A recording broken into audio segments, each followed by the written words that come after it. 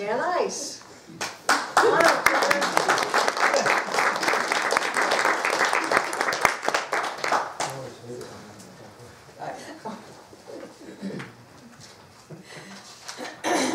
Okay.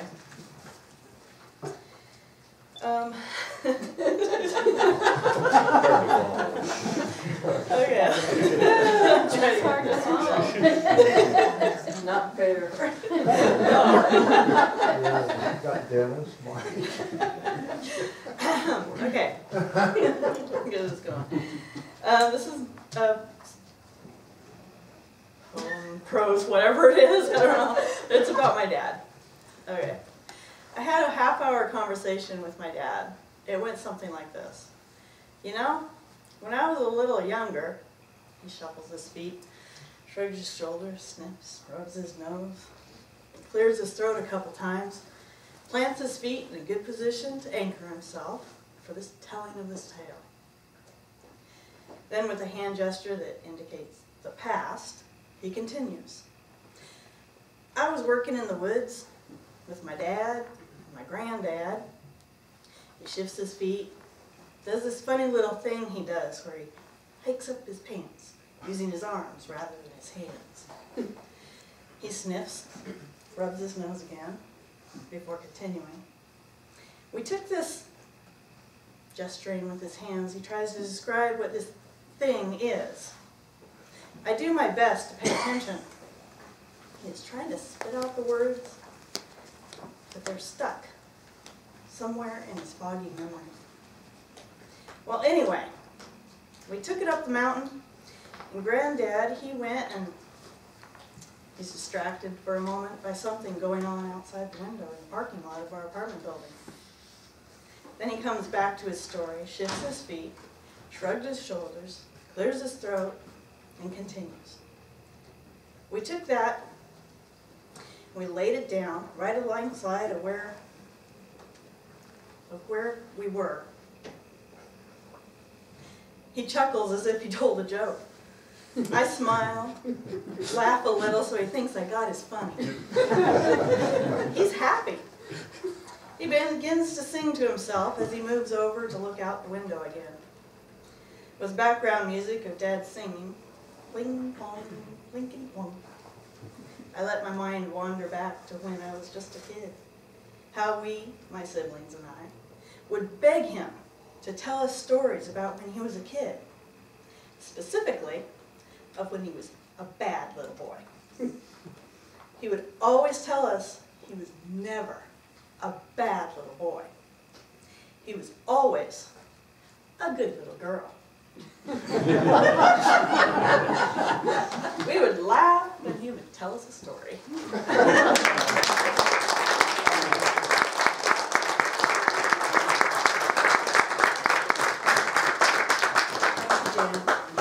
Rhonda, you want to come on up? Rhonda Grace.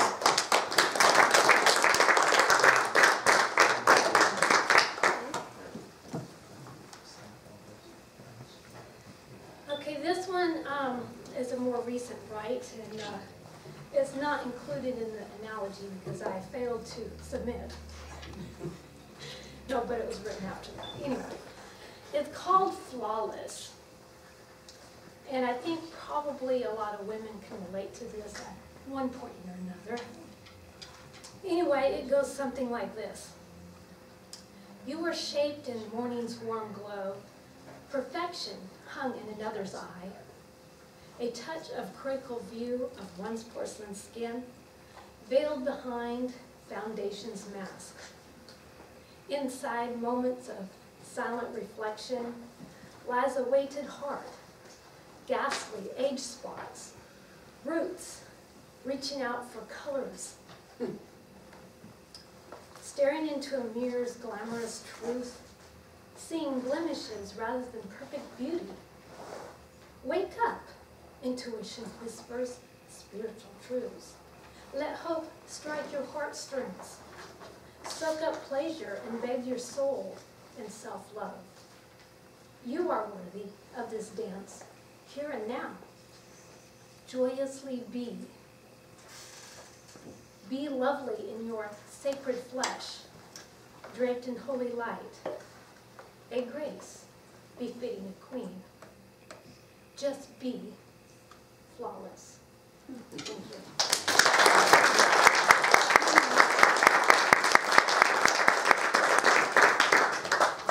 you.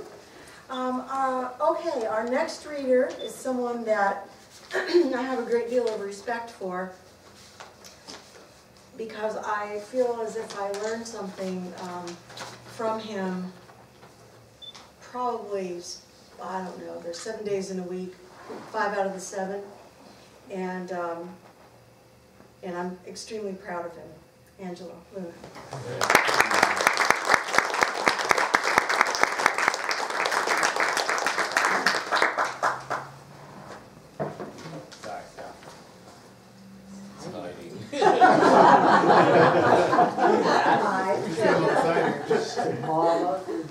You might be over here, Angela.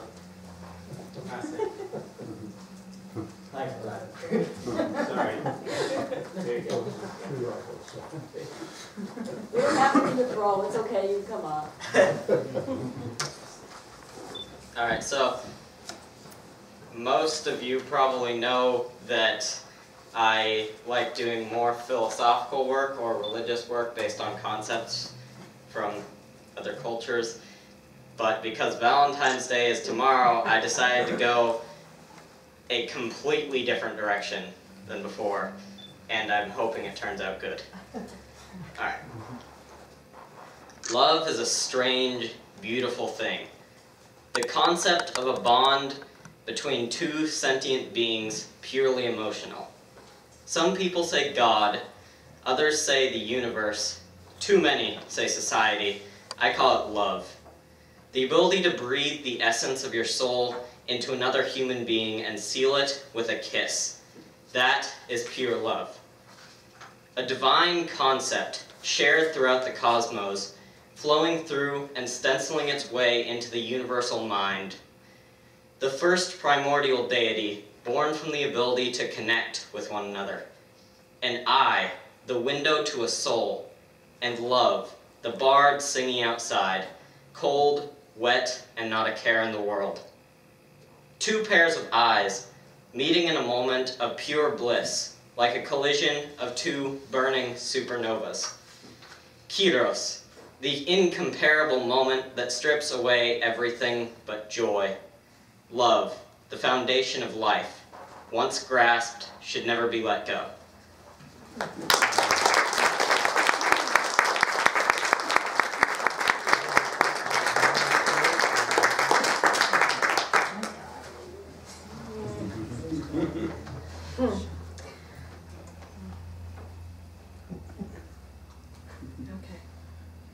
You're gonna hear. I'm sorry, it got me, you guys. Yeah, I love my family. Oh man, these guys. Ian. We're gonna hear from Ian. Is it Ian Payton?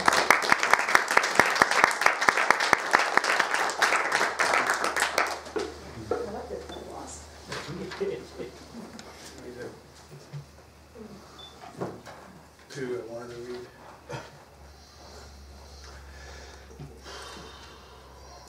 This one's kind of like a love letter to my boss who fired me. It's called Sanctus.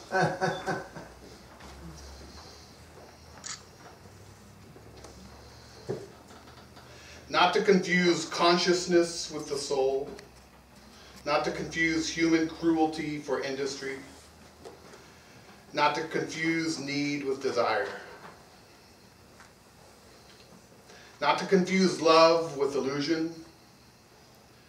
Not to confuse knowledge with sadness and loss, or the holy with the ordinary and the everyday.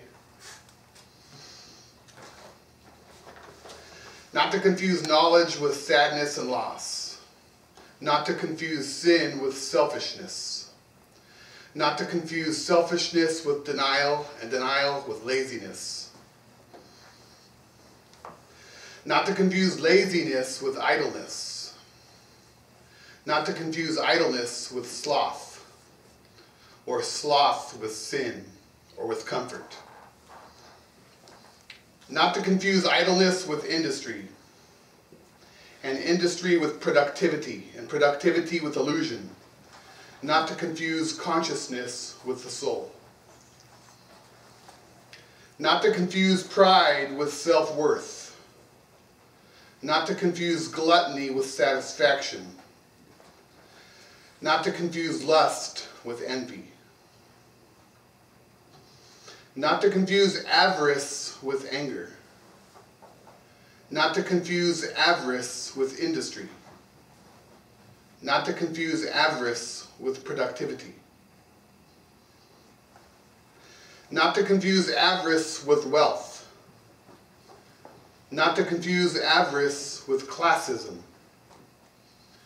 Not to confuse classism with the caste system. Not to confuse consciousness with the soul. Not to confuse friendships with relationships. Not to confuse discipline with disciple. Not to confuse leadership with authority. Not to confuse management with control. Not to confuse management with control. Not to confuse ability with skill. Not to confuse initiative with loyalty. Not to confuse influence with honor.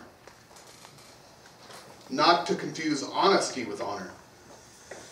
Not to confuse experience with understanding. Not to confuse compensation with charity. Not to confuse consciousness with the soul. Not to confuse opportunity with luck. Not to confuse avarice with anger. Not to confuse anger with harm. Not to confuse harm with destruction. Not to confuse knowledge with sadness and loss.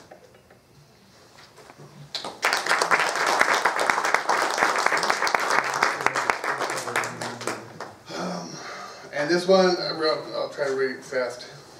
It's called I Scour Websites. And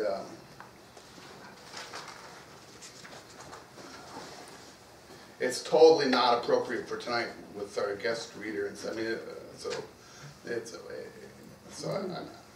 it's totally not appropriate for tonight with the moon being above us, and I should totally pick something else, but because I want to do it, and I totally love being not appropriate, I'm going to fucking just go ahead and do it. So it's called I Scour Websites. I scour websites for collections of poetry by men. Men living in the 21st century. I know they exist. Or at least from the 20th century.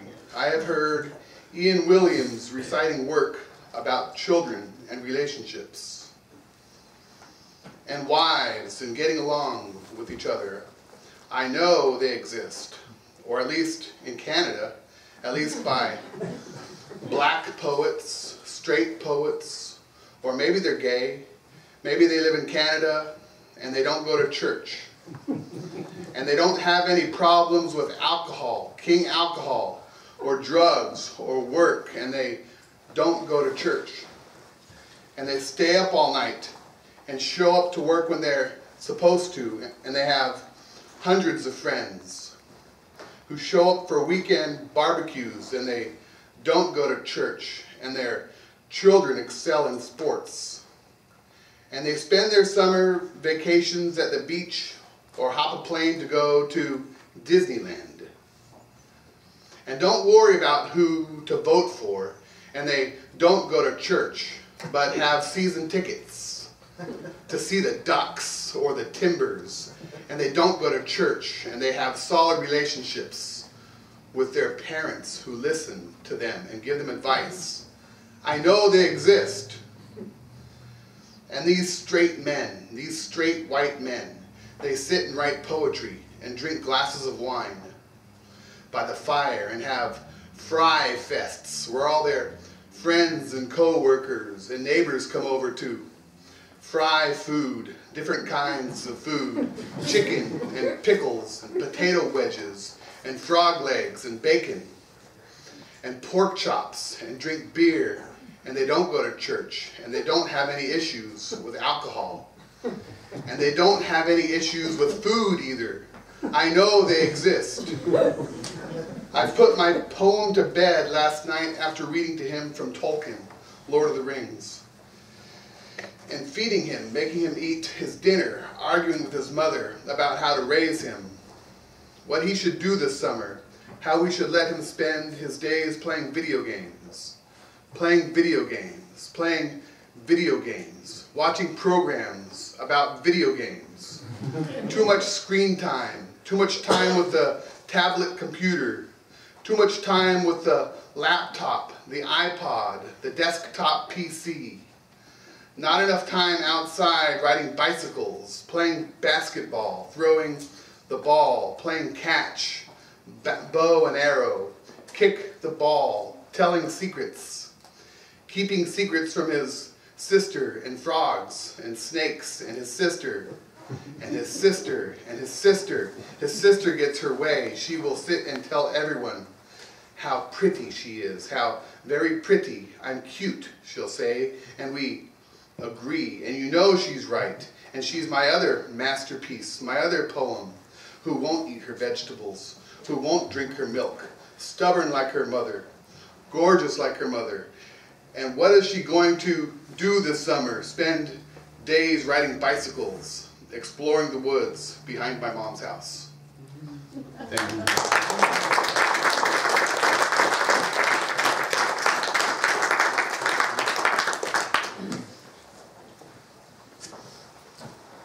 Next we're going to hear from Linda Evans.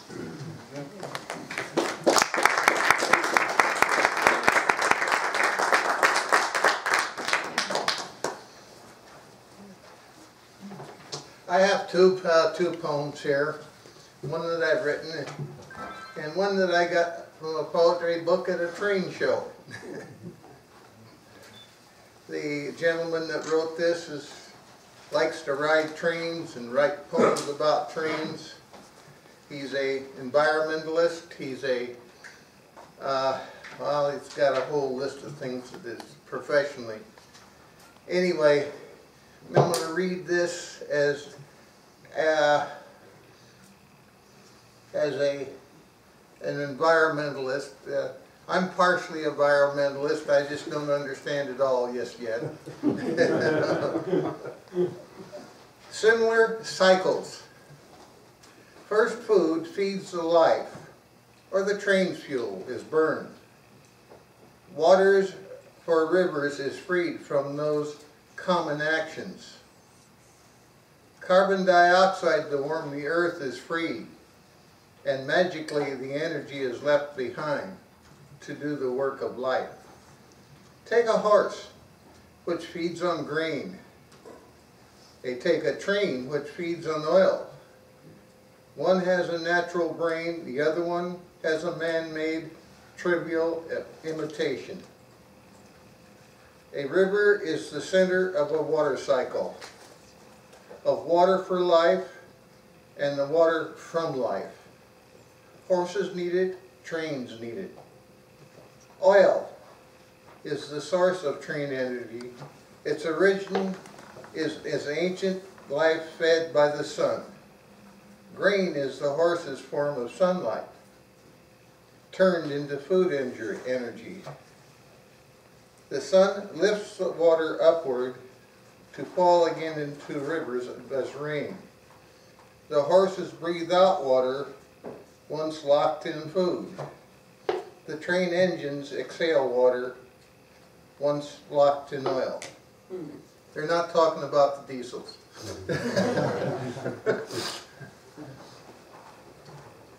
Anyway, the book is Eyes Wide Open, Ears on the Rail. Every one of the poems in here is environmentalist oriented. I have produced probably a poem in a long time.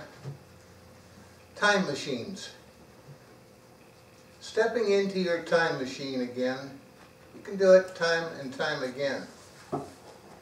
There are no flashing lights, a lot of switches, No readouts to set up destinations. Come in, sit down, fasten your seatbelt. Experience the experience. Experiences can be what's now, what could be, or what was. Time is controlled by fast forwarding or reverse. 3 emotional buttons at your fingertips. Look through the emotional window. Watch the blur as you travel. Pause to walk through the experience. Beware of situation as you do, for they can last a lifetime. Experience the experience. What does your time machine look like? Does it hum, have a whine, shake, vibrate, or just quietly speed through time? Walking through what was can be sad or a warm feeling. Walking through what is now, or what can be, or what will be, disquieting. The time machine is what we see in the mirror, for we are the time machines.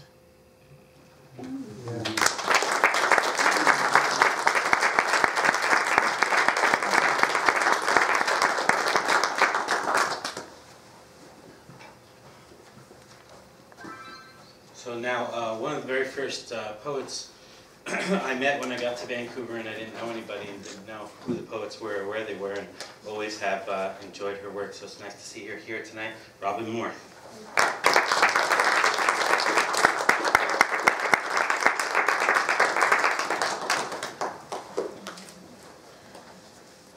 This is, we were watching Dexter one night, and, there was a quote from Nietzsche, and I made my friend rewind. She has Netflix, so she could go backwards, and so I could write down the quote. And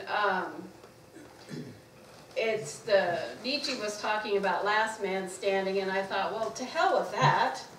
I mean, a woman could be the last person standing. So this comes from that attitude.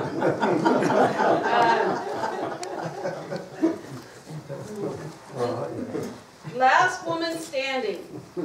Eve in the garden. I can read my writing. Oh, last woman standing. Eve in the garden. Rubble instead of flowers. Broken signposts. Fallen trees, oceans of glass, tears of a city torn asunder. Night arrives, darkness shadows the rough edges. She can see lights in the sky, stars, blinks at the light, wonders where they've been all these years. Hidden by smog, the city a giant hand held against heavens, pushing back savage nature. Letting civilization bloom, corrupt flower with poisonous scent, this Eve has more than a leaf for protection. But she feels naked without her phone, the internet, the web holding the net of her life, swallowed by some giant roaring monster, breathing fire and smoke, spreading pain, Godzilla beyond imagining.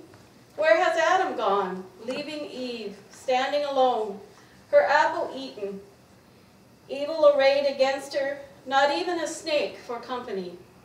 Last woman standing, God's creation made manifest.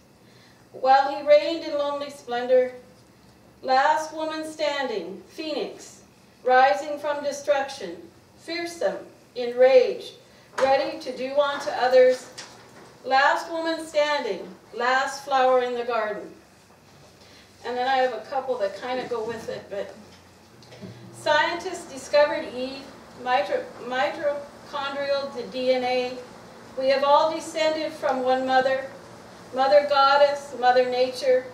Look at your skin, blue veins like indicators of life. She's there, Eve, Creator, who holds the world in her hand. Eve the temptress, Eve, her duplicity like the snake, slithering through grass, Jealous of her life-giving, man attempts to make her less than she is. Eve, eternal mother of us all.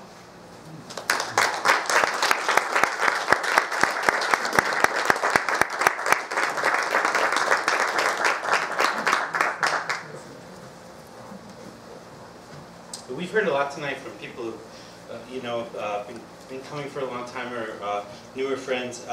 Almost every time that we do this, we have people that show up who are, doing it for the first time. We like to show them a lot of love, and I think that this person, considering that this is one of the longest readings in history of the Ghost Town Poetry, might be given some kind of an MVP award for his patience.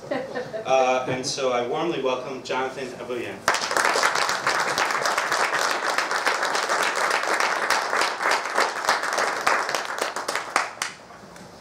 It's nice to be here. I'm sharing a waste of time. Not a poem, but a poetic thought inspired by the events of my life. Did someone ever say that your passion is nothing but a waste of time? Did you ignore the discouragement? Or did you sway away from it? When I was 9, a minor accident incidentally made me a lover of poetry. While bicycling out of control, I fell off and hit my head on a wall. In a hospital in Manila, I woke up with some memory loss. Doctors examined my brain. They found nothing.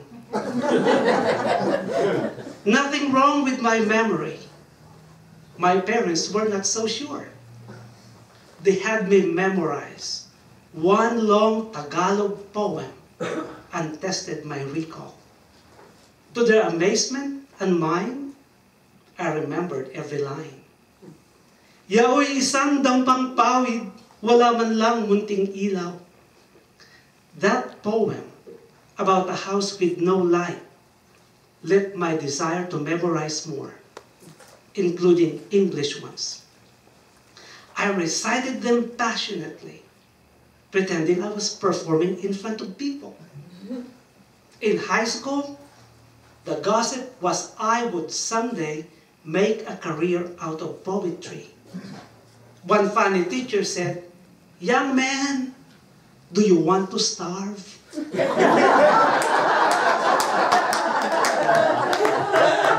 If you could find a job as a poet, your take-home pay might not even take you home. I ignored him. One day I was in a school talent show. Some performers danced, others sang. One guy was a Neil Diamond wannabe. Sweet Caroline, bum bum bum. He did not impress me. But the audience cheered as if he was some Filipino idol. For my performance, I delivered Shakespeare's To Be or Not to Be. I got some cheers. Boo! My classmate said, "John, your diction was awful. Poetry is for boring and eccentric people. It is a waste of your time." How would you feel when blatantly insulted? Feeling dejected, I let those discouraging words sway me away from my passion. As I matured, I had 4 vital life changes. I became a highway engineer, built a new life here in America, became a father, and got married. Not exactly in that order. I thought my passion was forever lost. No, I found a poetry club in Portland where people could share poems. They had to be original. Not a gifted writer, I imitated Shakespeare to fabricate a monologue titled the highway engineer's soliloquy. At first, I could not muster the nerve to present it. Propelled by my wife's pushing, I bravely delivered. The applause I had heard allured me to showcase my poetic invention to fellow engineers. At a conference in Seattle, I gave a talk about measures to minimize vehicular delays at congested intersections. As I was explaining an algorithm, some nerds were snoring. To wake them up, I began reciting my soliloquy. To build or not to build? That is the question. Whether it is nobler in the mind to suffer the delays and stops at an outrageous junction, or to take arms against a jam of traffic, to idle no more. When I ended, someone called me the de facto engineer's poet laureate.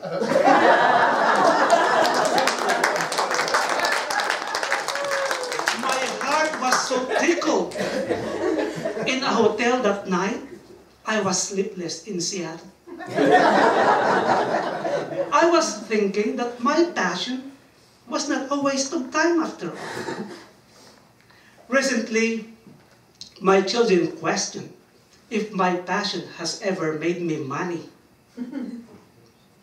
No, but memorizing and reciting poetry is enriching my diction and making me happy. I'm not here to say that you all start memorizing and reciting poetry. You have your own interest. What is your passion? Is it music, writing, chicken farming, or perhaps chasing golf balls? Never let those discouraging words of others sway you away from your passion. Whatever it is you love to do, pursue the passion that is in you. It's a relaxing thing to do, an endeavor for a better you. It gives you joy and lets you shine. How could it be a waste of time? Thank you.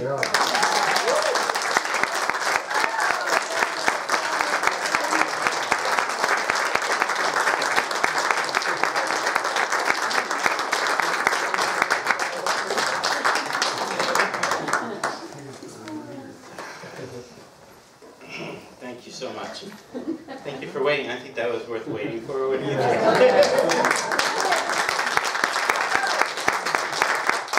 Well, you have a little competition now. You have the poet laureate of engineers. I thought that was de facto poet laureate. If you did the de facto anything, you better check it out. You know, see what's going on there. Do all of that.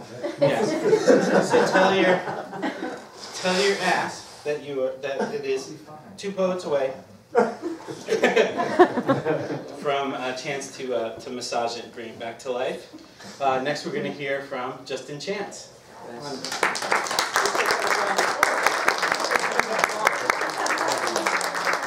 This is much like one of the previous people, kind of half prose, half poetry. It's for an actor friend of mine, sick of copying monologues from movies and TV shows, and it's about fate.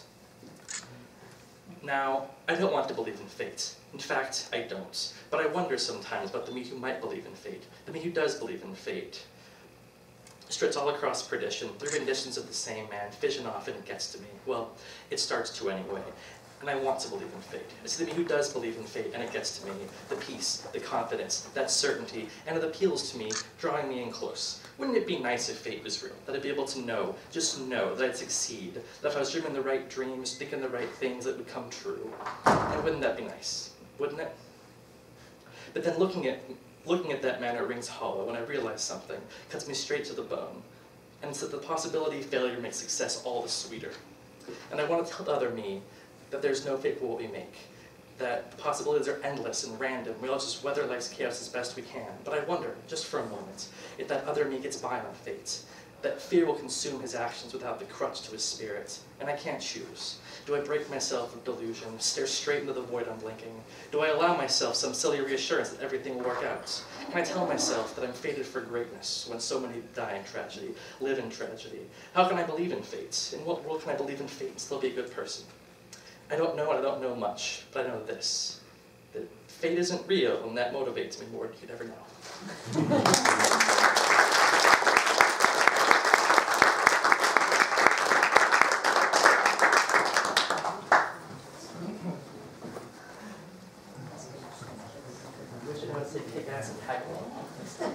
So you can't get away without hearing a couple of announcements, and there are a few things that I've got coming up that I want you to know about. Tomorrow night, my friend G.L. Morrison, who you can read one of her poems in the first Ghost Town Poetry Anthology, will be giving a reading at Boca here in town, which stands for Vancouver Organization of Contemporary Art. They don't know if they're going to be able to stay in that building, but for as long as they've been there, they've been allowing poets and musicians and theater groups and dancers to use the space, and it's a great space. So join us there tomorrow night if you can, 7:30. And on Saturday night, I'll be joined at Niche by an old friend. My old friend Tyler Burba is someone who went to the Jack Kerouac School of Disembodied Poetics at the same time that I did. He went to Naropa University. The Jack Kerouac School is a part of Naropa University, and is a great guitar player. He lives in New York City now, and he is coming into town and said, let's set something up. So I'm gonna read some of my poetry with Tyler, and he's gonna play some of his own music. And those of you that haven't been to Niche, it's easy to find. It's right next to the Kiggins Theater. So if you can find the giant Kiggins marquee, you can find Niche. And Niche is an all-ages venue, despite the fact that you can get a glass of wine there. So if you have kids, they can come too. And then the only other thing I wanted to make sure to mention, the time for that is 6:30 Saturday. We're going to have a good time. And finally, it's here on the table, but I just wanted to point it out.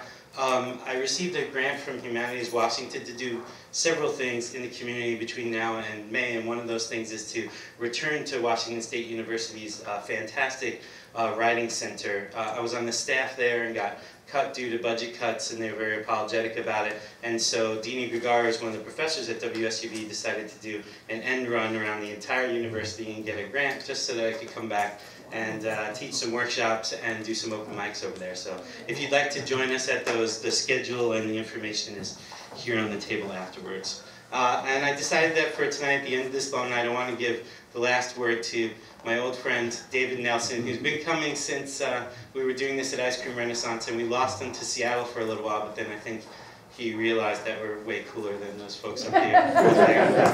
He came back to us. So let's welcome again my friend David Nelson.